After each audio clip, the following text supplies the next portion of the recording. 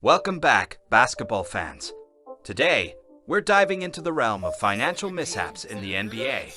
In this video, we'll explore the top 5 worst contracts in the history of the league. These are the deals that left teams regretting their decisions and taught valuable lessons about the importance of salary cap management. So, without further ado, let's jump right into it. Number 5 on our list takes us back to the summer of 2016. The Memphis Grizzlies signed Chandler Parsons to a staggering 4-year, $94 million contract. At the time, Parsons was a promising forward, but injuries derailed his career, leaving him unable to deliver on his massive salary. The Grizzlies were burdened by his contract and struggled to find a way out.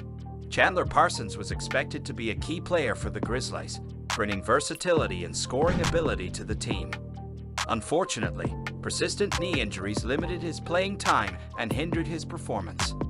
Despite numerous attempts to return to form, Parsons could never regain his pre-injury level. The contract became an albatross for the Grizzlies, eating up a significant portion of their salary cap space while providing little on-court production. It served as a stark reminder of the risks involved in investing heavily in injury-prone players. The ramifications of the Chandler Parsons contract extended beyond the financial burden. The Grizzlies' aspirations to compete in the highly competitive Western Conference were significantly hampered. The team struggled to build a cohesive roster around their injured star, leading to a string of 4:30 a.m. 7/14/2023 underwhelming seasons. It also limited their ability to make other moves in the free agent market, putting them at a disadvantage when it came to acquiring top-tier talent. The Parsons contract became a cautionary tale for the entire league, emphasizing the need for prudent financial decision-making. Coming in at number 4 is a contract that haunted the Brooklyn Nets for years. In 2013, they made a splash by acquiring Joe Johnson and his 6-year, $119 million deal. While Johnson had his moments, his production never quite matched his paycheck. The Nets were trapped by this contract, limiting their flexibility to build a competitive team. When the Brooklyn Nets acquired Joe Johnson, they hoped to create a dynamic duo alongside Deron Williams. Johnson was known for his scoring prowess and ability to hit clutch shots. However, as the years went by, his decline in scoring efficiency and defensive abilities became apparent. The contract burdened the Nets' salary cap, leaving them with limited resources to surround their stars with quality supporting cast members. It ultimately hindered the team's ability to contend and forced them to endure several lean years. The impact of the Joe Johnson contract on the Nets was twofold. First, it hindered their ability to attract and retain other talented players. With a significant portion of their salary cap tied up in Johnson, the Nets struggled to assemble a well-rounded roster. They were unable to provide adequate support for their star players, leading to a lack of depth and roster balance. Second, the burden of Johnson's contract limited the team's financial flexibility in making other moves. It prevented them from acquiring additional assets or making necessary adjustments to improve the team's performance. The lesson learned from the Joe Johnson contract was clear. Overpaying for a player's past accomplishments can have long-term consequences.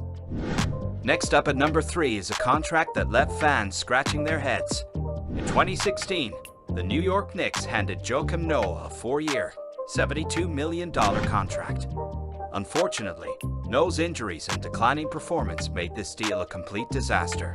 The Knicks were forced to part ways with him and absorb a massive financial hit.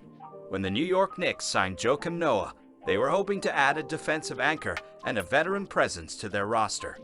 Noah, a former Defensive Player of the Year, had been a force in his prime. However, injuries plagued Noah's tenure with the team, limiting his availability and effectiveness. Moreover, his declining performance and lack of offensive contributions further compounded the Knicks' regret over the deal.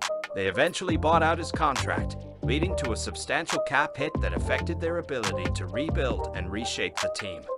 The Joakim Noah contract not only had financial implications for the Knicks, but also had a significant impact on team morale and chemistry. Noah's inability to stay healthy and contribute on the court created frustration within the organization. His declining performance and lack of production hindered the team's overall success. Furthermore, the Knicks' decision to part ways with Noah and absorb the financial consequences affected their ability to make other moves in subsequent seasons. The Joakim Noah contract stands as a reminder of the risks involved in signing aging players to long-term deals. The second worst contract on our list takes us to Detroit, where the Pistons signed Josh Smith to a 4-year, $54 million contract in 2013. Smith's game failed to adapt to the modern NBA style, leading to a series of poor performances. Eventually, the Pistons had no choice but to waive him, continuing to pay his salary even after his departure. When the Detroit Pistons signed Josh Smith, they were hoping to add a versatile forward who could impact the game on both ends of the court. Smith had shown flashes of brilliance during his time with the Atlanta Hawks. However, his inability to adapt his game to the three-point revolution in the NBA severely limited his effectiveness. His poor shot selection and declining shooting percentages became glaring issues. The Pistons were left with no choice but to release him and absorb the financial burden of his contract, further hampering their ability to build a competitive team. The consequences of the Josh Smith contract extended beyond his lack of on-court production. The financial burden created by his contract limited the Pistons' ability to make other roster moves and prevented them from pursuing alternative strategies for team building. It restricted their flexibility in the free agent market and limited their ability to make trades or pursue other potential assets. The Josh Smith contract was a costly lesson for the Pistons, highlighting the importance of thoroughly evaluating a player's fit within the team system and their long-term plans. And finally, the moment you've all been waiting for, the #1 worst contract in NBA history.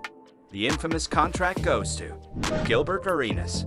In 2008, the Washington Wizards awarded him a 6-year, $111 million contract extension. However, Arenas' career took a downward spiral due to injuries and off-court troubles, making this deal a colossal mistake for the franchise. Gilbert Arenas, known for his scoring prowess and clutch performances, signed a lucrative contract extension with the Washington Wizards. The Wizards believed they were securing a long-term franchise player who would lead them to success. Unfortunately, a series of knee injuries hampered Arenas' career, limiting his availability and effectiveness on the court. Additionally, off-court incidents involving firearms tarnished his reputation and further compounded the team's regret over the contract. The Wizards were burdened by Arenas' massive contract as he struggled to regain his previous form. Despite the challenges caused by Gilbert Arenas' contract, the impact extended far beyond the financial burden. The Wizards' hopes of building a winning culture were hindered by Arenas' off-court troubles and his inability to contribute consistently on the court. The team struggled to find stability and cohesion, and the once promising franchise found itself mired in disappointment. In conclusion, the NBA's history is replete with cautionary tales of teams that have made costly mistakes in contract negotiations.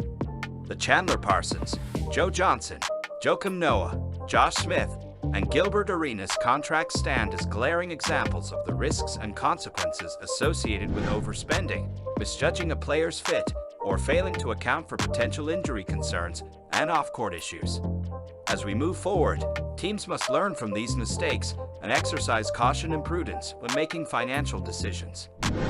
Thank you for joining us on this journey through the NBA's costly mistakes. If you enjoyed this video, don't forget to like and subscribe to our channel for more exclusive content. And as always, leave a comment down below with your thoughts and suggestions for future videos.